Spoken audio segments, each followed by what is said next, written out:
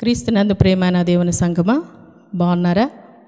మీరందరూ కూడా ప్రతి ఆదివారం వచ్చేటటువంటి ఈ యొక్క యూట్యూబ్ ఛానల్లో వచ్చేటటువంటి ఈ యొక్క ఆరాధనను మీరందరూ కూడా చూస్తున్నారని ఆశిస్తున్నాను. ఆ వాక్యము ద్వారా మరి మీరు మేలులు అలానే ఆధ్యాత్మికంగా కూడా ఎదుగుతున్నారని ఆశపడుతున్నాను. అలాగనే ఈరోజు ఆరోహణము తరువాతి ఆదివారం కొరకు ఏర్పాటు చేయబడినటువంటి ఆరాధనలో మనం పాల్గొంటూ ప్రార్థనతోటి మనము ప్రారంభించుకుందాము. ప్రార్థన మన మధ్యలో ఉన్నటువంటి శ్రీమతి అమృతారతన గారు వచ్చి మనల్ని ప్రార్థనలో నడిపిస్తారు.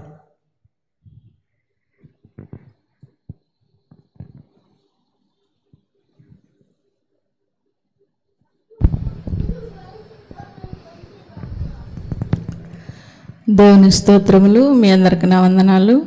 ప్రార్థించుకుందాం. స్తోత్రం స్తోత్రం స్తోత్రం. పరిశుద్ధుడా, ప్రేమగల దేవా, మీకు వెళ్ళలేని స్థుతులు స్తోత్రాలు. గడిచిన కాలం అంతా నీ కృపారెక్కల చాటును భద్రపరిచి నీ ఉచితమైన ప్రేమ చొప్పున మమ్మల్ని నడిపిస్తున్న విధానం బట్టి మీకే వెళ్ళలేని స్థుతులు స్తోత్రాలు చెల్లించుకుంటున్నాను దేవా. మరి నా తండ్రి, ఈ ఆదివారం నా ప్రభా అయ్యా నా తండ్రి నీ చేతులకు అప్పగించుకుంటున్నాము. ఈ ఆదివారం ఆరాధన నా ప్రభా అయ్యా నా తండ్రి చక్కగా అయ్యా నా ప్రభువా మర్యాదకరంగా నా తండ్రి నడుచుకుంటూ సహాయం దయచేయండి దేవా. పరిశుద్ధాత్మ నీ శక్తితో ప్రతి ఒక్క బిడ్డ నింపండి, నీ ఆత్మతో నింపండి, దర్శించండి. పరిశుద్ధాత్మతో ప్రతి ఒక్కళ్ళు నింపబడి నేను స్తుతించి గణపరిచే కృపను అనుగ్రహించండి దేవా. మరి నా తండ్రి నాయన పాటల ద్వారా మహిమ పొందండి, వాక్యం ద్వారా మాతో మాట్లాడండి. ప్రతి ఒక్క బిడ్డకి వినగల చెవి, గ్రహించే మనసును దయచేయండి దేవా. అయ్యా దైవ సేవకులు మీరు జ్ఞాపకం చేసుకోండి, సిలువ చాటును మరుగుపరచండి. అద్భుత కార్యములు, ఆశ్చర్య కార్యములు చేయదేవా. నీ స్తోత్రాలు నాయన. అయ్యా నా తండ్రి మాకు కావాల్సినటువంటి వర్తమానం అనుగ్రహించండి. యూట్యూబ్ ఛానల్లో నా ప్రభా ఎంతమంది అయితే నా ప్రభా ఈ ఆరాధనలో పాల్పొంది ఉంటున్నారో వారిని మీరు జ్ఞాపకం చేసుకోండి. వారి నా తండ్రి అవసరతలు అక్కర్లు తీర్చి ఈ సమయంలో ఈ ఆరాధనలో నా తండ్రి నాయన మీ చేతులు అప్పగించుకుంటూ యేసునామమున అడిగి వేడుకొని ప్రార్థిస్తున్నాను తండ్రి. ఆమేన్. ఆమేన్. మనల్ని ప్రార్థనలో నడిపించినటువంటి శ్రీమతి అమృత గారికి ప్రత్యేకంగా వందనాలు తెలియజేస్తున్నాను. ఆరాధన కొరకైనటువంటి పాటగా వీచే గాలుల్లో అనేటటువంటి పాట ద్వారా దేవుని నామాన్ని కనపరుచుకుందాము.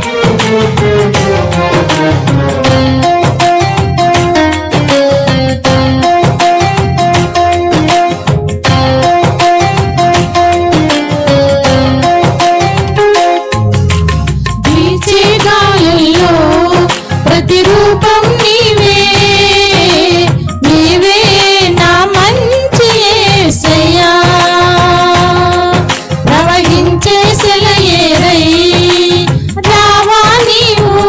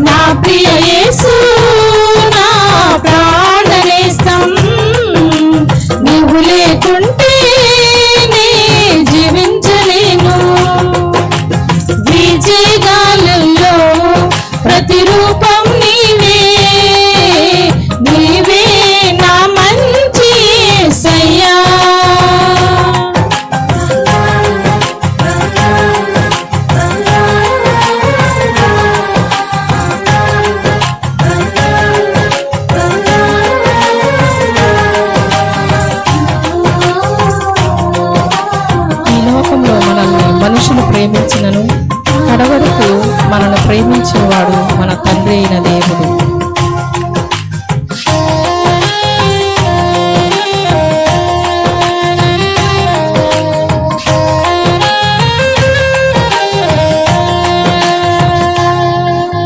ప్రేమించి నా ప్రాణం నీవే నా నేస్తం, కడవరకు కాపాడే నీవే నా దైవం, పోషించే నా తండ్రి నీవే ఆధారం, ప్రేమగల నీ మనసే నాకు చాలు, నీ మాటలే నాకు ఉజ్జీవం, నీ వాక్యమే జీవ చైతన్యం, నా ప్రియ యేసు నా ప్రాణనేస్తం, నీవు లేకుంటే నే జీవించలేను, నా ప్రియ యేసు నా ప్రాణనేస్తం, నీవు లేకుంటే నే జీవించలేను. వీచే గాలుల్లో ప్రతిరూపం నీవే, నీవే నా మంచి యేసయ్యా.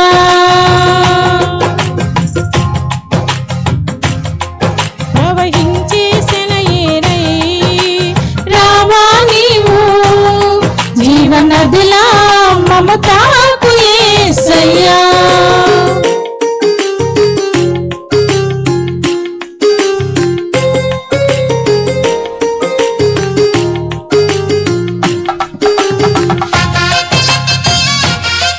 ఆయనను ఆరాధించేటటువంటి వారు సమయమందును అసమమందును ఆయన మనము ఆరాధన చేసేవారుగా ఉండాలి. ఎప్పుడైతే మనము ఆయన ఆరాధన చేస్తామో మన హృదయాలలో సంతోషము సమాధానం అనేటటువంటిది దొరుకుతుంది. ఆమేన్.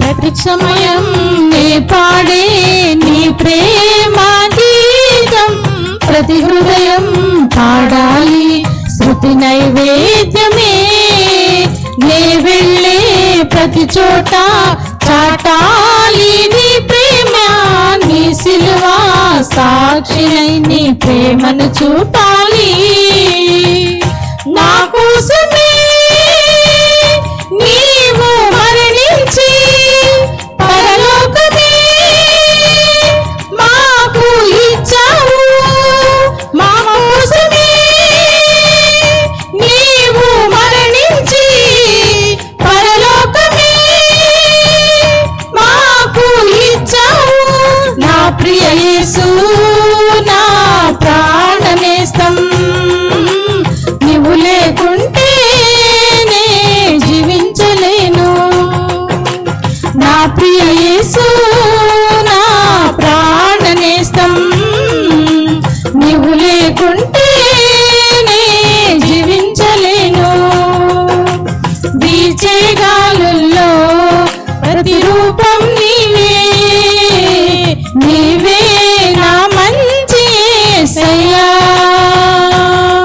ప్రవహించే సెలయేరై రావా నీవు జీవనదిలా మమతాకు యేసయ్యా. నీవే నా ప్రాణము, నీవే నా సర్వము,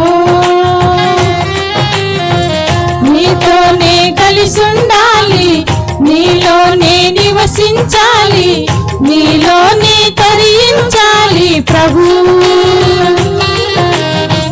నీతోనే కలిసుండాలి, నీలోనే నివసించాలి, నీలోనే తరించాలి ప్రభు, నా ప్రియ యేసు నా ప్రాణనేస్తం, నీవు లేకుంటే నే జీవించలేను, నా ప్రియ యేసు నా ప్రాణనేస్తం, నీవు లేకుంటే నే జీవించలేను.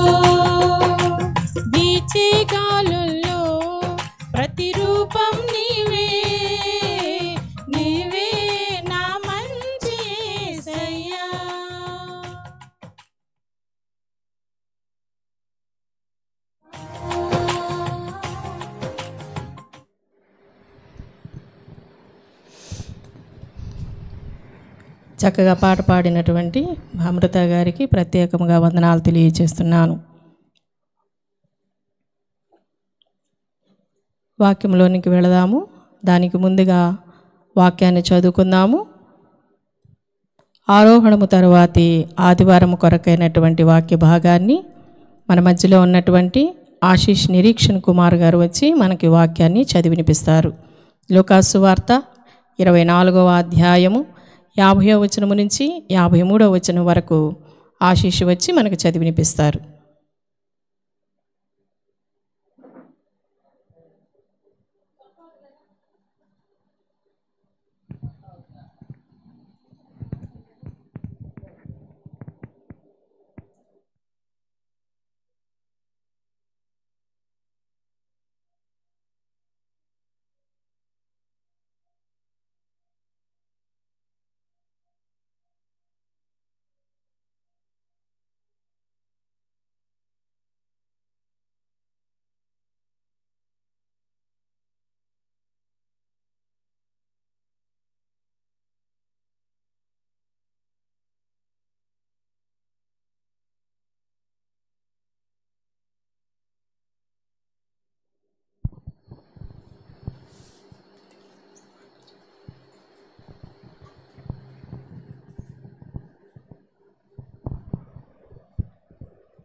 ఆరోహణ తర్వాత ఆరాధన కొరకు ఏర్పాటు చేయబడిన వాక్య పాఠము లూకాసు వార్త 24వ అధ్యాయము 50వ వచనం నుంచి 53వ వచనం వరకు. ఆయన బేతనీయ వరకు వారిని తీసుకొని పోయి చేతులెత్తి వారిని ఆశీర్వదించెను. వారిని ఆశీర్వదించుచుండగా ఆయన వారిలో నుండి ప్రత్యేకింపబడి పరలోకమునకు ఆరోహణాయను. వారు ఆయనకు నమస్కారము చేసి మహా ఆనందముతో యెరూషలేమునకు తిరిగి వెళ్ళి ఎడతెగ దేవాలయములో నుండి దేవునిని స్తోత్రము చేయుచుండిరి. దేవుడు ఈ వాక్యాన్ని దీవించునుగాక. చక్కగా వాక్యాన్ని చదివినిపించినటువంటి ఆశీష్ నిరీక్షణకు ప్రత్యేకంగా వందనాలు తెలియజేస్తున్నాను. వాక్య సందేశంలోనికి వెళదాము.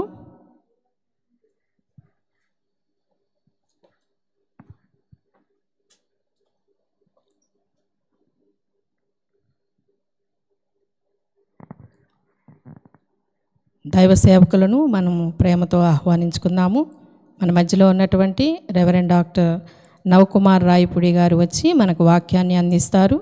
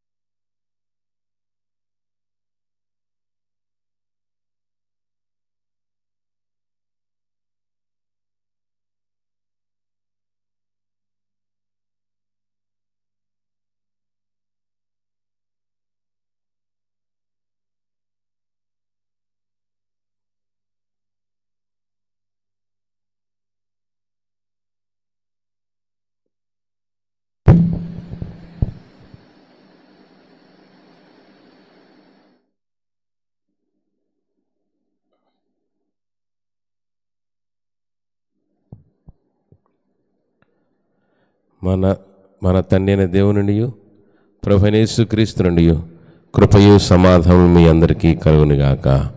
ఆమెన్. క్రీస్తునందు ప్రియమైన దేవుని బిడ్డారా, ఆరోహణము తర్వాతి ఆదివారంలో మనం ప్రవేశించాం.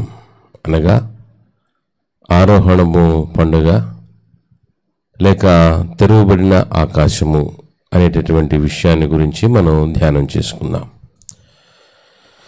మనం సేవించే దేవుడు ప్రభువైన యేసుక్రీస్తు ఆయన పరిచర్య చేసిన దినాలలో తాను 3వ దినాన తిరిగి లేస్తాను అని సెలవిచ్చాడు. ఆయన సెలవిచ్చిన ప్రకారంగా శిలువలో మరణించి 3వ దినమున తిరిగి లేచాడు. లేచిన తర్వాత 40 దినాలు ఆయన భూమి మీద తన యొక్క పునరుద్ధానాన్ని రుజువుపరుచుకొని 40వ దినమున ఆయన భూలోకము నుంచి పరలోకమునకు ఆరోహణము అయిపోయాడు. అంటే అవరోహణ అంటే పైనుంచి క్రిందికి దిగుట, ఆరోహణము అంటే క్రింద నుంచి పైకి ఎక్కుట. అదే మనం ఈ లూకా సువార్తలో మనం చూస్తూ ఉన్నాం. ఆయన బేతనియ వరకు వారిని తీసుకుని పోయి చేతులెత్తి వారిని ఆశీర్వదించెను. అనగా యేసుక్రీస్తు యొక్క చివరి ఘట్టం. శిష్యులను బేతనియ దగ్గరికి తీసుకెళ్ళాడు, వారి మీద చేతులుంచి ఆశీర్వదించాడు. వారిలో నుండి ప్రత్యేకింపబడి పరలోకమునకు ఆరోహణుడాయెను. ప్రియ దేవుని బిడ్డలారా, ఇక ప్రభు ఆరోహణమై వెళ్ళిపోయాడు. అయితే ఇది మనకు అర్థం కావాలి అంటే లూకా సువార్తికుడు ఇందులో స్పష్టంగా రాశాడు. లూకా సువార్త రాసినటువంటి ఈయనే అపోస్తుల కార్యములను కూడా రాశాడు. ఇవి ఈ 12 మొదటి అధ్యాయము 12 వచనాలు ఆయన యేసుక్రీస్తు యొక్క ఆరోహణ గురించి రాశాడు.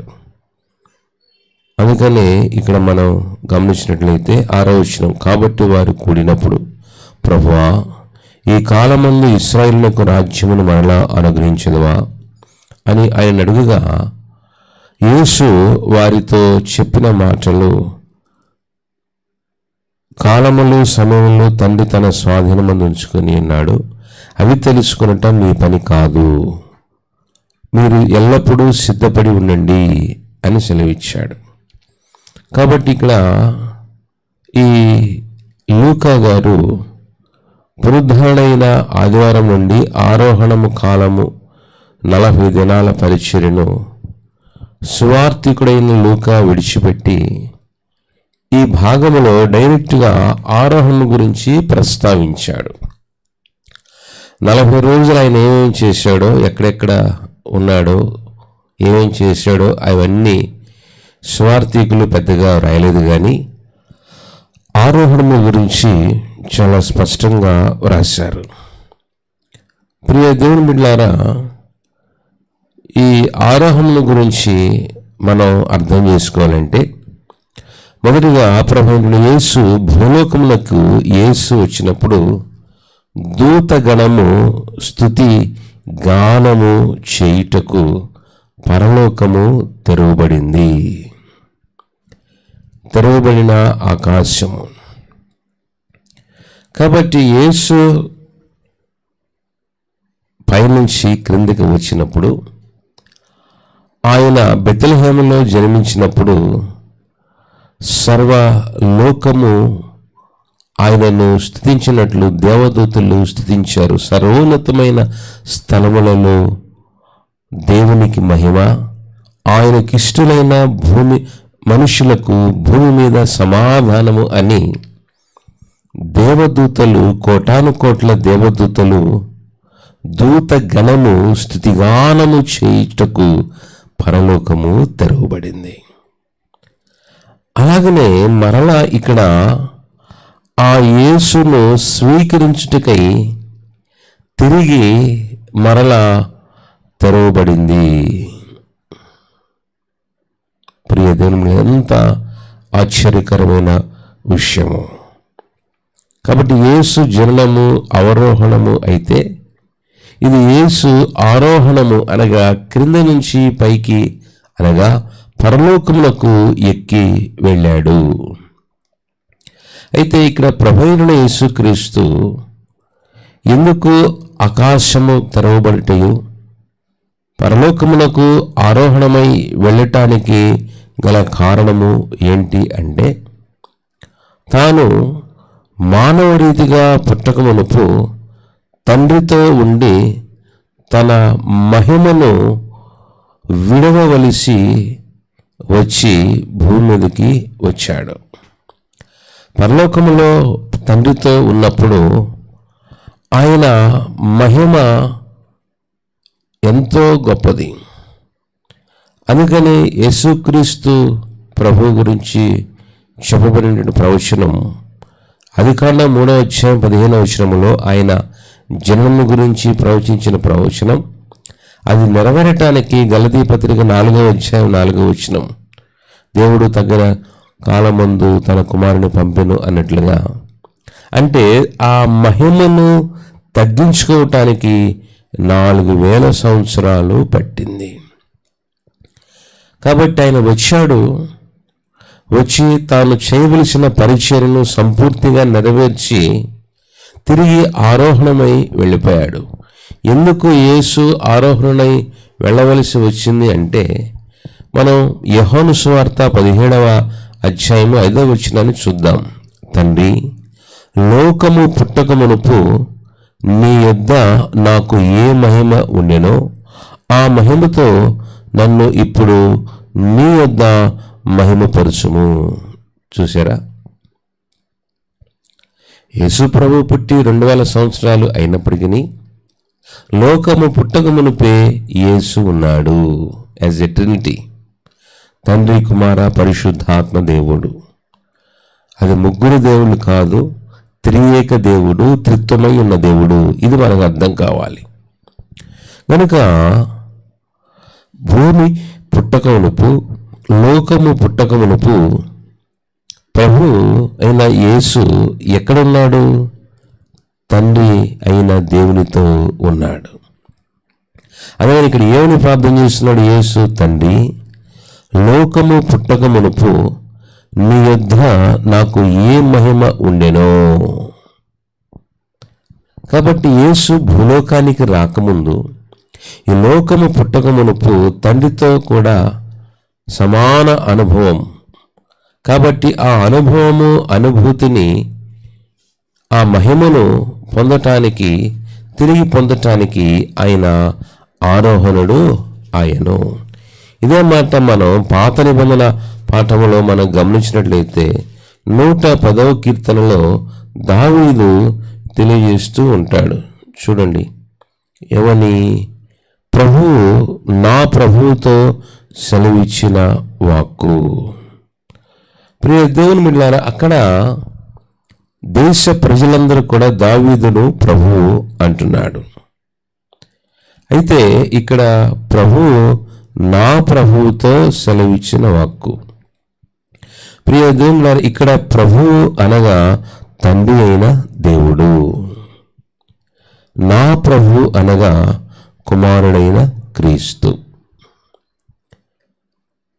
దావీదు క్రీస్తును చూడలేదే, ఎందుకంటే క్రీస్తుకు దావీదుకు మధ్య 1000 సంవత్సరాల వ్యత్యాసం ఉంది.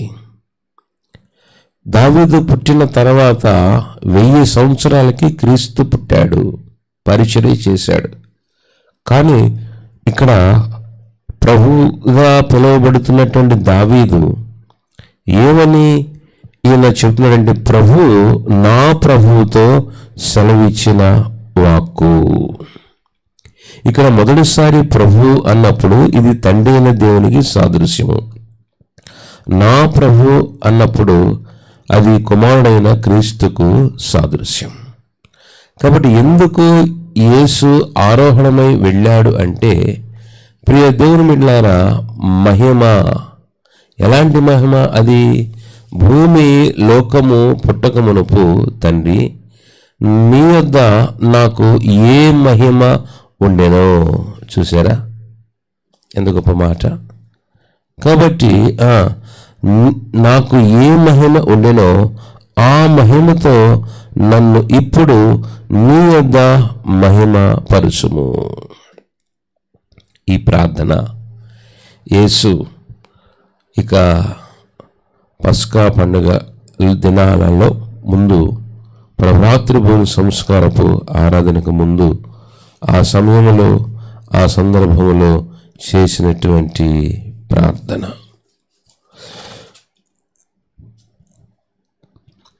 ప్రియ దేవుని బిడ్డలారా, ఇది ప్రభాతృ భూమి సంస్కారపు ఆరాధనలో మాండి గురువారం ఆ ప్రభాద్రిభం సంస్కార ఆరాధన జరిగించిన తర్వాత యేసు ఒక్కడే వచ్చి ఒలీవల కొండ దగ్గర తండ్రితో మాట్లాడిన మాటలు, తండ్రికి చేసిన గొప్ప ప్రార్థన.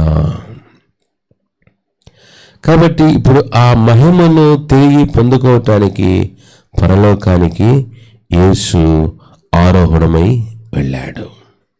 ఇదే మాట ఫిలిప్పీ పత్రిక 2వ అధ్యాయం 5వ వచనాన్ని మనం గమనించినట్లయితే, ఫిలిప్పీ పత్రిక 2వ అధ్యాయం 5వ వచనం, క్రీస్తు యేసునకు కలిగిన ఈ మనస్సును మీరు కలిగియుండుడి. ఆయన దేవుని స్వరూపము గలవాడై ఉండి దేవునితో సమానముగా ఉండుట విడిచిపెట్టకూడనని భాగ్యమని ఎంచుకొనలేదు, గాని మనుష్యుల పోలికగా పుట్టి దాసుని స్వరూపము ధరించుకొని తన్ను తానే రిక్తునిగా చేసుకొనెను. చూసారా, ఏ స్వరూపం అంట? దాసుని స్వరూపము. అంటే ప్రియ దేవుని బిడ్డలారా, భూలోకానికి రావాలి అంటే తండ్రి దగ్గర మహిమతో ఉన్నటువంటి క్రీస్తు ఆ మహిమను పూర్తిగా తగ్గించుకుంటేనే ఆయన భూలోకానికి రాగలడు. అర్థమవుతుందా? ఇప్పుడు మనం ఉదాహరణ గమనించినట్లయితే, భూమి మీద ఉన్నటువంటి మన వాళ్ళు సైంటిస్టులు అంగార గ్రహం మీదకి, చంద్రుని మీదకి వెళ్ళారు. వెళ్ళినప్పుడు వారు సపరేట్ సూటు ధరిస్తారు. ఆ సూటు ఖరీదు కోట్ల రూపాయల్లో ఉంటుంది. అంటే ఈ శరీరం అక్కడికి వెళ్ళడానికి పనికిరాదు. అక్కడికి వెళ్ళాలంటే ఈ శరీరము గాల్లో తేలిపోతుంది. కాబట్టి సపరేట్ సూటు ధరిస్తారు, అది మనందరికీ తెలుసు. అలాగనే తండ్రితో మహిమగా, ఎలాంటి మహిమ మనం చూద్దాం, దేవునితో సమానముగా ఉండుట విడిచిపెట్టకూడని భాగ్యమని ఎంచుకొనలేదు, గాని మనుష్యుల పోలికగా పుట్టి దాసుని స్వరూపము ధరించుకొని తను తానే రిక్తునిగా చేసుకొనెను. రిక్తునిగా అంటే ఇక ఏమీ లేనివాడు, ఒట్టివాడు. కనుకనే పశువుల పాకలో, పశువుల తొట్టిలో ఆయన జనించాడు. ప్రియ దేవుని బిడ్డలారా, కాబట్టి భూలోకానికి రావటానికి ఆయన తను తాను రిక్తునిగా చేసుకున్నాడు. ఇప్పుడు మరలా ఎందుకు పరలోకానికి వెళ్ళాడు అని అంటే, ఆయన ఆ మహిమను తిరిగి పొందుకోవటానికి ఆరోహణమై వెళ్ళాడు. అర్థమవుతుందా? ప్రియ దేవుని బిడ్డలారా, బైబిల్లో అంతకు మునుపు పాత నిబంధనలో ఈ ఆరోహణం గురించి ఎక్కడైనా వ్రాయబడిందా? ఎక్కడైనా వ్రాయబడిందా అని మనం గమనించినట్లయితే దేవుని వాక్యంలో నుంచి కొన్ని సంగతులు నేర్చుకుందాం. చూద్దాం. న్యాయాధిపతుల గ్రంథము 13వ అధ్యాయము 20వ వచనాన్ని మనం చూద్దాం. న్యాయాధిపతుల గ్రంథం 13వ అధ్యాయము 20వ వచనం, ఎట్లనగా జ్వాలలు బలిపీఠము మీద నుండి ఆకాశములకు లేచుచుండగా యెహోవా దూత బలిపీఠం మీద నున్న ఆ జ్వాలలో పరలోకములకు ఆరోహణమాయెను.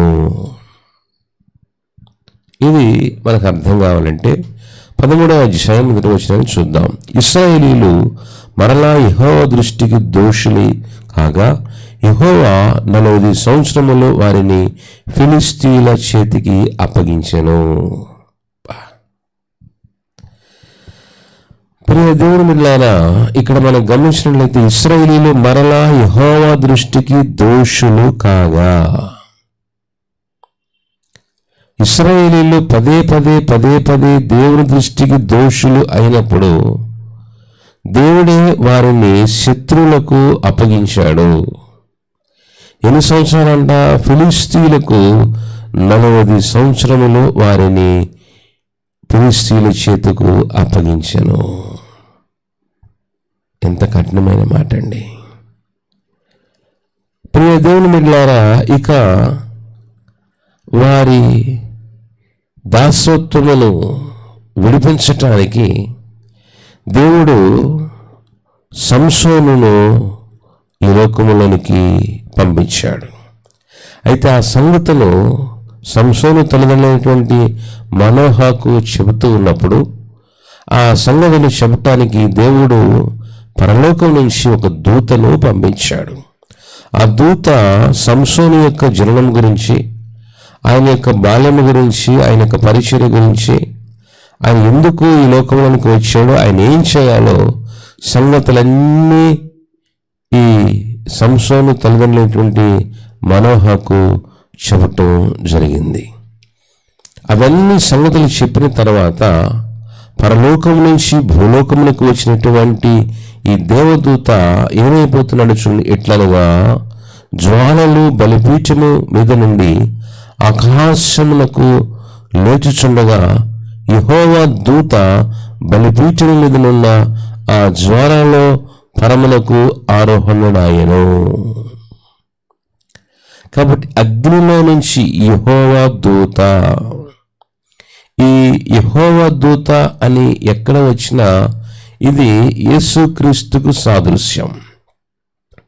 ప్రియ దేవుని బిడ్డలారా, యెహోవా దూత అనే పదం ఇంకా అంతకుముందు కూడా కనబడుతుంది.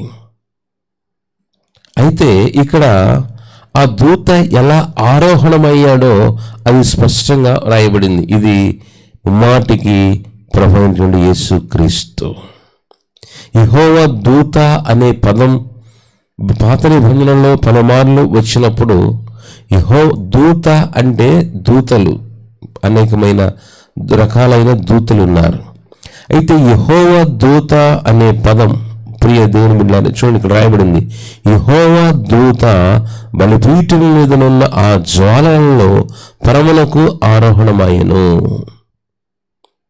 కాబట్టి ఈ న్యాయాధిపతుల కాలములో సంసోను పుట్టక మునుపు ఈ యెహోవా దూత ఆరోహణము అగ్ని జ్వాలల నుండి అయినట్లుగా మనం చూస్తాం.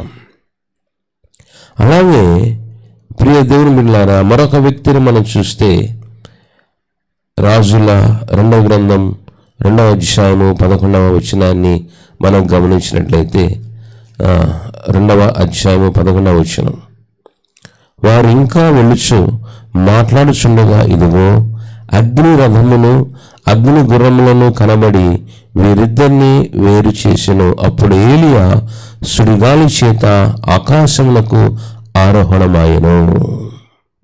చూసారా ప్రియ దేవుని బిడ్డలారా, ఇందాక యెహోవా దూత అగ్నిలో నుంచి ఆరోహణమైనట్లు మనం చూసాం. అలాగే ఇక్కడ దైవజనుడైనటువంటి ఏలియా కూడా అగ్ని రథము వచ్చి ఆయనను పరలోకమునకు తీసుకుని పోయినట్లుగా చూస్తూ ఉన్నాం. అక్కడ అగ్ని, ఇక్కడ అగ్ని. పాత నిబంధన కాలంలో అగ్ని చెడును దహించి వేస్తుంది, చెడును మలినమును దూరం చేస్తుంది. అలాగనే అగ్ని పెదవులను హృదయాన్ని శుద్ధి చేస్తుంది.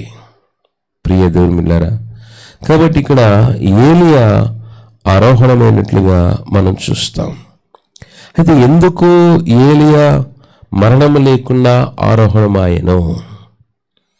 ప్రియ దేవుని బిడ్డలారా, ఎందుకు ఏలియా ఆ విధంగా వెళ్ళాడు అని అంటే, ఆయన పాత నిబంధనలో పరిచర్య చేశాడు.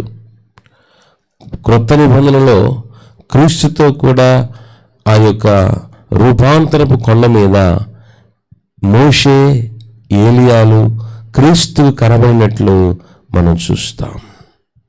ప్రియ దేవుని బిడ్డలారా, అలాగనే రాకడకు ముందు కూడా మన మలాకీ గ్రంథం 4వ అధ్యాయము 9వ వచనంలో ఆ మాట చూస్తాం. మలాకీ గ్రంథము 4వ అధ్యాయము 6వ వచనాన్ని చూస్తే, యెహోవా నియమించిన భయంకరమైన ఆ మహాదినము రాకవనుపు నేను ప్రవక్తయగు ఏలియాను మీ యొద్దకు పంపుదును. నేను వచ్చి దేశమును శపించుకున్నట్లు అతడు తండ్రుల హృదయములను పిల్లల తట్టుకును, పిల్లల హృదయములను తండ్రుల తట్టుకు తిప్పును. ఆ స్వభావం కలిగిన వాడే బాప్తిస్మం ఇచ్చి యోహాను. యోహాను పుట్టినప్పుడు ఆయన గురించి ఇదే మాట రాయబడింది, అతడు తండ్రుల హృదయమును పిల్లల తట్టుకును, పిల్లల హృదయమును తండ్రుల తట్టుకును త్రిప్పును. అంటే క్రొత్త నిబంధనలలో మొదటిగా యోహాను, బాప్తిస్మిచ్చి యోహాను ఏలియాకు సాదృశ్యం. అలాగే రూపాంతర కొండ మీద కూడా ఏలియా ప్రత్యక్షమయ్యాడు. ప్రియ దేవుని బిడ్డలారా, కాబట్టి ఇదంతా కూడా ఎందుకయ్యారంటే ఆరోహణము పాత నిబంధనలో ఈ విధంగా జరగబడింది. ప్రియ దేవుని బిడ్డలారా, కాబట్టి ఇక్కడ ప్రభువైన యేసుక్రీస్తు ఆరోహణమై వెళ్ళిపోయాడు. ఇప్పుడు విశ్వాసమైన మనం కూడా పరలోకమునకు ఎక్కి వెళ్ళాలి.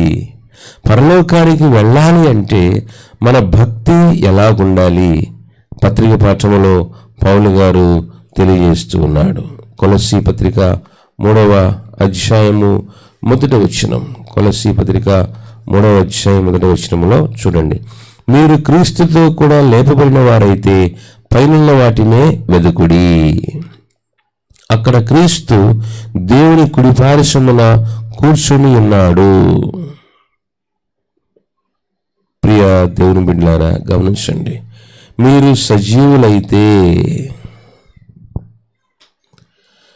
కాబట్టి చాలా స్పష్టంగా పౌలు భక్తులు చెప్తాడు, మీరు క్రీస్తుతో కూడా లేపబడిన వారైతే పైన వాటినే వెదుకుడి, అక్కడ క్రీస్తు దేవుని కుడి పార్శ్వమున కూర్చొని ఉన్నాడు.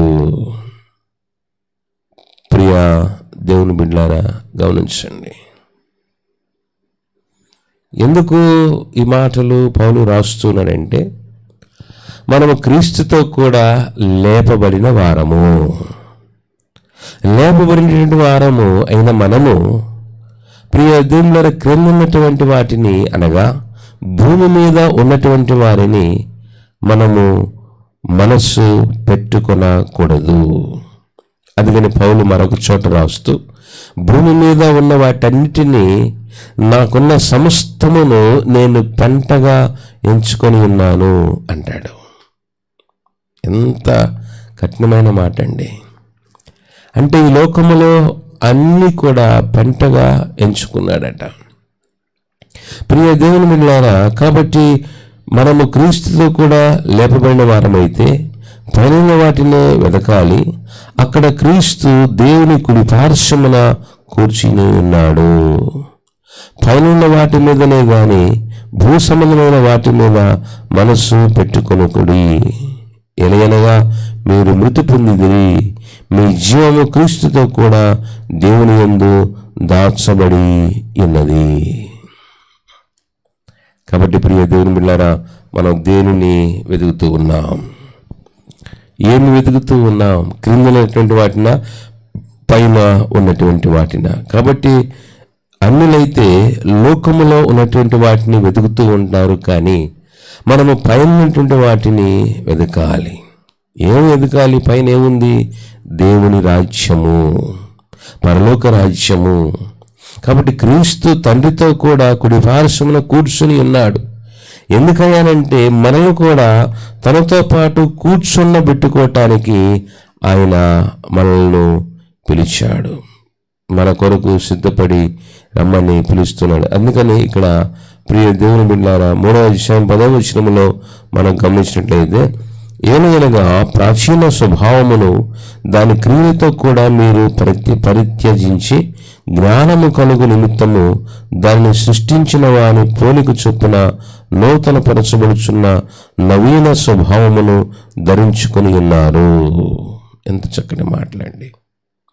కాబట్టి మనము ప్రాచీన స్వభావమును, అనగా పాత రోత బ్రతుకును విడిచి నవీన స్వభావమును ధరించుకొని ఉన్నాము గనక ప్రియ దేవుని బిడ్డలారా, పరలోకము కొరకు సిద్ధపడవలసినటువంటి వారము అయి ఉన్నాం. కాబట్టి నిజమైన విశ్వాసి యొక్క లక్షణం పైన వాటిని వెతకాలి, నవీన స్వభావాన్ని ధరించాలి. ఈ కీర్తన గురించి మార్టిన్ లూథర్ అభిప్రాయం ఏంటంటే, ఏది ఇందాక మనం 110వ కీర్తన మొదటి చరణాన్ని మనం గమనించినట్లయితే పాత నిబంధన పట్టణంలో నా ప్రభువును గురించి, ఇక్కడ దావీదును మనం గమనించినట్లయితే నిజమైన విశ్వాసికి లక్షణం, నిజమైన విశ్వాసికి సాదృశ్యం. ఆయన దేశానికి ప్రధాని, పిఎం పోస్ట్. అది ప్రజలందరూ, దేశంలో ఉన్న ప్రజలందరూ ఆయనను ప్రభు ప్రభు అని పిలుస్తూ ఉంటే ప్రభు నా ప్రభు అని సంబోధిస్తున్నాడు. అంటే ఆయన ఏం ఎదుగుతున్నాడు? నేను ప్రభువును కదా, మీరందరూ నాకు మొక్కండి, నా దగ్గరికి రండి, నాకు పూజ చేయండి అని అనలా. ప్రభువు నా ప్రభువుతో అంటున్నాడు. అంటే దావీదు ఎంత దేవుని రాజ్యము కొరకు, దేవుని రాజ్యములో ప్రవేశించుట కొరకు ఎంత తాపత్రయపడుతున్నాడో ఇక్కడ మనకి అర్థమవుతా ఉంది. ప్రియ దేవుని బిడ్డలారా గమనించండి. అందుకని ప్రభు ఆరోహణం అవుటకు కారణం ఒకటి, ప్రభు అనగా తండ్రితో కుడి పార్శ్వమున కూర్చొనుటకు. ఈ సంగతిని తెలుసుకున్నటువంటి భక్తుడు ఏమని ప్రార్థన చేస్తున్నాడో చూద్దాం. క్రొత్త నిబంధనలో మొదటి హతసాక్షి అయినటువంటి స్తెఫను, అపోస్తుల కార్యములు 7వ అధ్యాయము 55వ వచనం. అపోస్తుల కార్యములు 7వ అధ్యాయము 55వ వచనం. అయితే అతడు పరిశుద్ధాత్మతో నిండుకొనిన వాడై ఆకాశం వైపు తేరి చూసి దేవుని మహిమను, యేసు దేవుని కుడి పార్శ్వమందు నిలిచినుట చూచి, ఆకాశము తెరవబడుటయు మనుష్య కుమారుడు దేవుని కుడి పార్శ్వమందు నిలిచినుటయు చూచున్నానని చెప్పెను. ఇదేంటి? అక్కడేమో యేసు ప్రభు తండ్రి కుడి పార్శ్వమున కూర్చుని ఉన్నాడు. అదే మనం అపోస్తలుల విశ్వాస ప్రమాణంలో కూడా అదే చెప్తాం. ఆయన తండ్రి కుడి పార్శ్వమందు కూర్చొని ఉన్నాడనియు, సజీవులకును మృతులకును తీర్పు చీటుకు అక్క నుండి వచ్చుచున్నాడనియు విశ్వాస ప్రమాణంలో కూర్చున్నాడని చెప్తాం. అలాగే ఇందాక చదవనటువంటి వాక్య భాగంలో తండ్రి కుడి పార్శ్వమందు కూర్చుని ఉన్నాడు అని చదివాం. అయితే ఇక్కడ స్తెఫను ఏమని చెప్తున్నాడంటే, ఆయన తండ్రి కుడి పార్శ్వమందు, చూద్దాం, ఆకాశము వైపు తేరి చూసి దేవుని మహిమను, యేసు దేవుని కుడి పార్శ్వమందు నిలిచినటను చూచి. ఏది రైటు, ఏది తప్పు? ప్రియ దేవుని బిడ్డలారా, బైబిల్లో అన్నీ రైటే. మీకు అర్థమయ్యే భాషలో తప్పిపోయిన కుమారుడు తిరిగి వచ్చినప్పుడు తండ్రి ఏం చేశాడండి? 3వ అంతస్తులో, మన భాషలో 3వ అంతస్తులో ఉన్నటువంటి తండ్రి ఎక్కడో తప్పిపోయిన కుమారుడు తిరిగి వస్తూ ఉన్నప్పుడు వాడు ఇంకా ఇంట్లోకి రాకముందు ఇంటి బయటే వాడిని కలుసుకోవటానికి తండ్రి లేచి క్రిందకు వచ్చేశాడు. అలాగనే క్రొత్త నిబంధనలో మొట్టమొదటి హతసాక్షి స్తెఫను. యేసుక్రీస్తు పునరుద్ధానపు యొక్క ప్రథమ ఫలము అయితే, ఆ ప్రథమ ఫలము తర్వాత ప్రియ దేవుని బిడ్డలారా స్తెఫను క్రీస్తు పునరుద్ధారణైన తర్వాత మొట్టమొదటి హతసాక్షి. కాబట్టి ఈ భక్తుణ్ణి కలుసుకోవటానికి, భక్తుణ్ణి తనలో చేర్చుకోవటానికి, భక్తుణ్ణి తనలో విలీనం చేసుకోవటానికి తండ్రి కుడి పార్శ్వమందు కూర్చొని ఉన్న యేసు లేచాడండి. అదవుతుందా? మనకు బాగా ఇష్టమైనటువంటి వారు మన ఇంటికి వస్తున్నారు అనుకోండి, మనం ఏం చేస్తాం? లేచి వారిని ఆహ్వానిస్తాం. ఇష్టం లేదనుకోండి, వాళ్ళే వచ్చారు, వాళ్ళే వెళ్ళిపోతారు అని అట్టాగే కూర్చుంటాం. కానీ ఇక్కడ యేసు ఏం చేశాడనంటే, స్తెఫను హతసాక్షి అయినప్పుడు ఈ ఆకాశం తెరవబడిందట. స్తెఫను ప్రియ దేవుని బిడ్డలారా దర్శనం వృద్ధిగా చూశాడు. ఆయన ఏమన్నా చూడండి, ఆకాశము తెరవబడుటయు మనిషి కుమారుడు దేవుని కుడి పార్శ్వమందు నిలిచినట్టు చూచుచున్నానని చెప్పెను. బా, ఎంత గొప్ప ధన్యతండి. ప్రియ దేవుని బిడ్డలారా, అంటే స్టెఫను మంచి భక్తునిగా, మంచి విశ్వాసిగా ఆయన జీవించాడు. కాబట్టి మనం కూడా ప్రియ దేవుని ద్వారా యేసుక్రీస్తు కొరకు మనం జీవించినట్లయితే, యేసుక్రీస్తు కొరకు కూడా మరణించగలిగినట్లయితే మన కొరకు కూడా ఆకాశము తెరవబడుతుంది. అర్థమవుతుందా? మనం ఎవరైనా ఇంటికి వెళ్ళినప్పుడు, ఏదైనా ఆఫీస్కి వెళ్ళినప్పుడు కొన్ని సందర్భంలో మనల్ని చూసి గేటు కూడా తెరవరు, ఎంట్రన్స్ గేటు కూడా తెరవరు.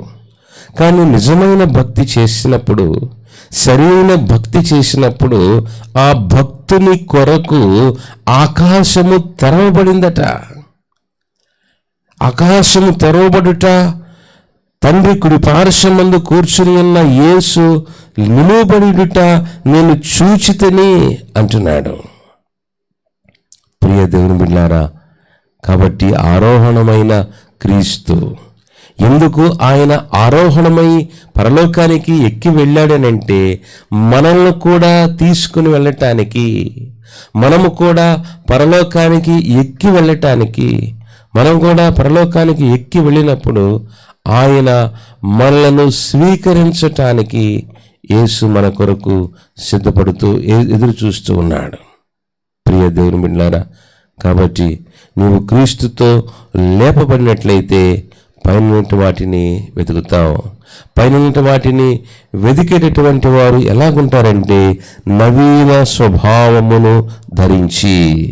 ఇంకా ఉన్నటువంటి మాట పత్రిక పాఠములో క్రీస్తు యేసునకు కలిగిన ఈ మనస్సు, ఎంత గొప్ప మాట అండి. ఏ మనస్సు అంట? క్రీస్తు యేసునకు కలిగిన ఈ మనస్సు. ప్రియ దేవుని బిడ్డలారా, కాబట్టి క్రీస్తు యేసు యొక్క మనస్సు మనకుందా? నిజంగా క్రీస్తుతో కూడా మనం లేపబడిన వారమైతే క్రీస్తు యేసు మనస్సును ధరించిన వారమవుతాం. అలాగనే పౌలు భక్తుడు సెలవిచ్చినట్లుగా క్రీస్తు యేసు మనస్సును కలిగి ఉంటాం. స్టెఫను వలె మన కొరకు కూడా ఆకాశము తెరవబడుతుంది. ప్రభువైన యేసుక్రీస్తు లేచి నిలవబడి మనల్ని ఆహ్వానిస్తూ ఉంటాడు, పిలుస్తూ ఉన్నాడు. ప్రయాసపడి భారము మోసుకుని పోచున్న సమస్త జనులారా నా యుద్ధకు రండి. ఇదిగో నేను పరలోకానికి వెళుతున్నాను, తండ్రి ఎద్దుకు వెళుతున్నాను, తండ్రి యొద్ద అనేక నివాసములు కలవు, లేనిలా నేను మీతో చెప్పుదును. నేను ఎందుకు వెళుతున్నాను అంటే స్థలము సిద్ధపరిచి నేను మరలా వస్తాను, తీసుకుని వెళతాను అంటున్నాడు. కాబట్టి ప్రియ దేవులారా, ఆరోహణం తర్వాత ఆదివారంలో ఉన్నట్టు మనం కూడా పరలోకానికి ఎక్కి వెళ్ళాలి అంటే క్రీస్తు యేసునికి కలిగిన మనస్సు ఉండాలి. స్టెఫను వలె నిజమైన సరి అయిన సజీవమైన భక్తి చేయాలి. అలాంటి భక్తి చేయుటకు, క్రీస్తు యేసు మనస్సును ధరించుకున్నటకు పరిశుద్ధాత్మ దేవుడు మనకు సహాయం చేయనుగాక. ఆమెన్. సమస్త జ్ఞానము మించిన దేవుని సమాధానము యేసు క్రీస్తు వలన మీ హృదయములకు తలంపులకు కావని ఉండి నడిపించునుగాక. ఆమెన్. ప్రియ దేవుని బిడ్డలారా, ప్రార్థన చేసుకుందాం. తండ్రి, ఆరోహణము తర్వాతి ఆదివారంలో మమ్మల్ని ప్రవేశపెట్టావు, ఈ లోకానికి వచ్చావు, తండ్రితో ఉన్నటువంటి మహిమను విడిచిపెట్టి ఈ లోకానికి వచ్చావు. తిరిగి నీ మహిమను పొందటానికి ఆరోహణమై వెళ్ళావు. అలాగనే ప్రభువా, మేము ఈ లోకములో నుంచి పరలోకమునకు ఎత్తబడాలి అంటే పౌలు భక్తుడు సెలవిచ్చినట్లుగా క్రీస్తు యేసునకు కలిగిన మనస్సు మేము కలిగి ఉండాలి. స్టెఫను వలె నాయన పరిశుద్ధమైనటువంటి భక్తి విధానాన్ని మేము జీవించాలి. అలాంటి భక్తిని మాకు నేర్పించి స్టెఫను వలె మేము కూడా నీ రాజ్యంలోనికి చేర్చబడుటకు మాకు సహాయం చేసి మహిమ పొందమని యేసు నామమున అడుగుచున్నాము తండ్రి. ఆమేన్. తండ్రి, కుమార, పరిశుద్ధాత్మ త్రియేక దేవుని దీవెన తోడై నడిపించునుగాక. ఆమెన్. ప్రియ దేవుని బిడ్డలారా, తప్పక షేర్ చేయండి, లైక్ చేయండి, సబ్స్క్రైబ్ చేయండి. మీ వ్యక్తిగత ప్రార్థనలకు వాట్సాప్లో ఉన్నటువంటి ఫోన్లో ద్వారా మమ్మల్ని సంప్రదించండి. పరిచర్య సహకారం కొరకు కానుకల ద్వారా ఈ పరిచర్యను ప్రోత్సహించండి. దేవుడు మిమ్మల్ని బహుగా దీవించి పోషించి సంరక్షించునుగాక. ఆమెన్.